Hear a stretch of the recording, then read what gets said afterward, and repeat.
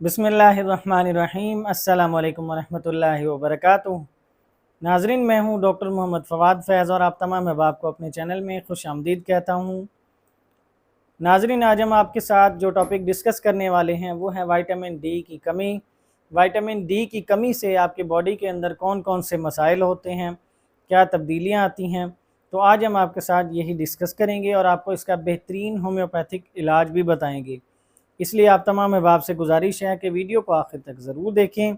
अगर आपको हमारी वीडियो अच्छी लगे तो हमारे चैनल को सब्सक्राइब करें और बेल आइकन को भी प्रेस कर दें ताकि हमारी तरफ से आने वाली मुफीद वीडियोज़ आप तक पहुँचती रहें।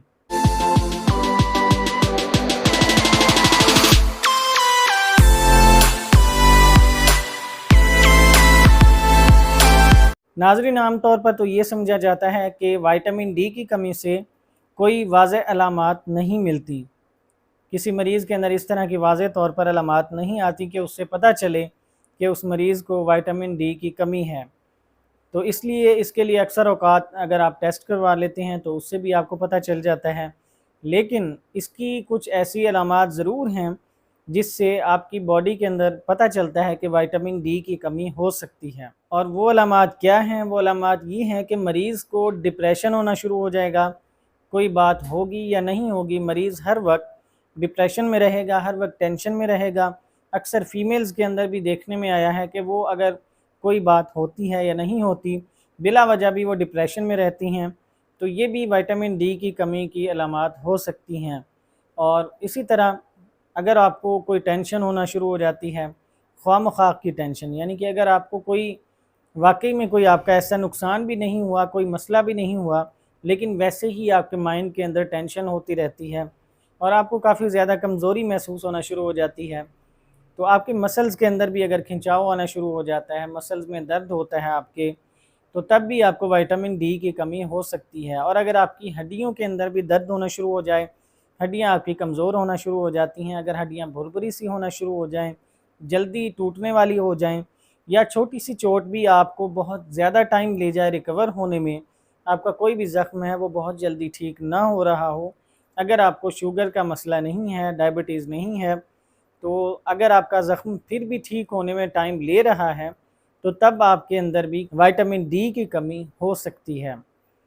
तो नाज़रीन, विटामिन डी की कमी की इसी तरह बहुत सी अलामात हैं। सुस्ती का बहुत ज़्यादा होना, थकावट का बहुत ज़्यादा होना, मसल्स के अंदर दर्द का होना, मसल्स के अंदर खिंचाव का होना, और खून की कमी जो है वो भी इसका बायस बन सकती है। विटामिन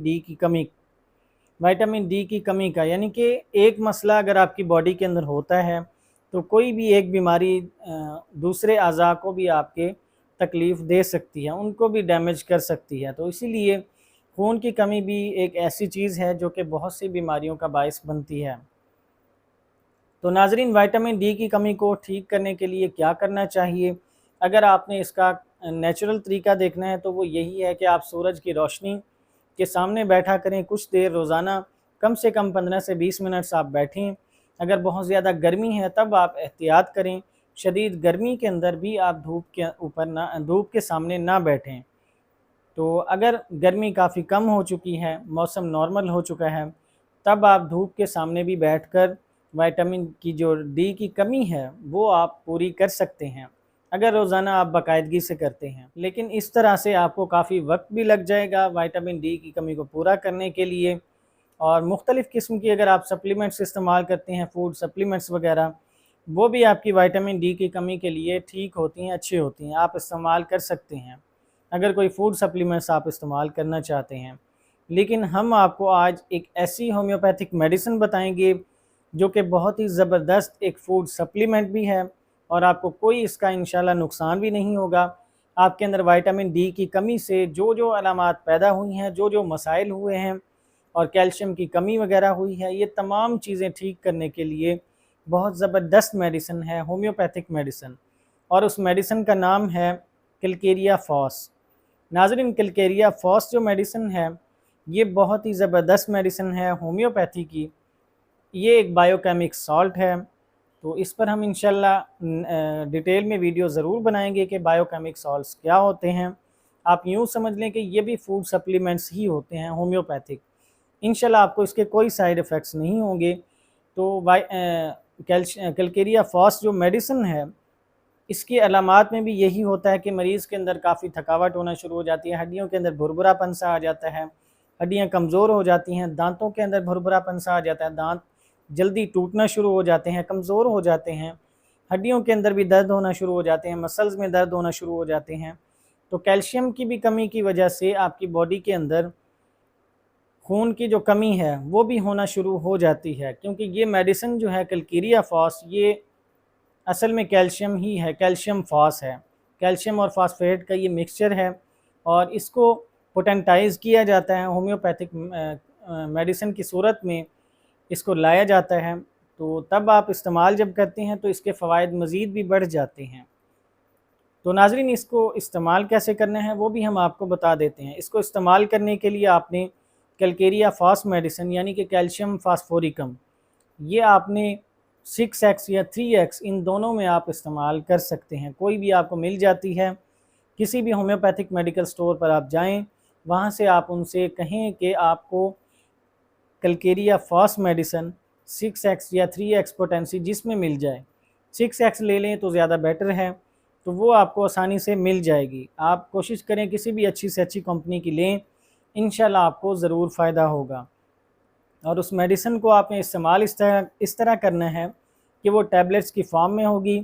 آپ نے، اگر آپ کی ایج جو ہے وہ 20 سال سے زیادہ ہے، 20 سال سے زیادہ ایج والے جو حضرات ہیں وہ اس کو 3 سے 4 ٹیبلٹس دن میں 3 بار استعمال کر سکتے ہیں، اور جو بچے ہیں جن کی ایج 20 سال سے کم ہے، 18 سال سے بھی کم ہے کافی، وہ 2 سے 3 ٹیبلٹس بھی اس کی لے سکتے ہیں، اور 2 سے 3 ٹیبلٹس اس کی دن میں 3 بار ہی لینی ہیں۔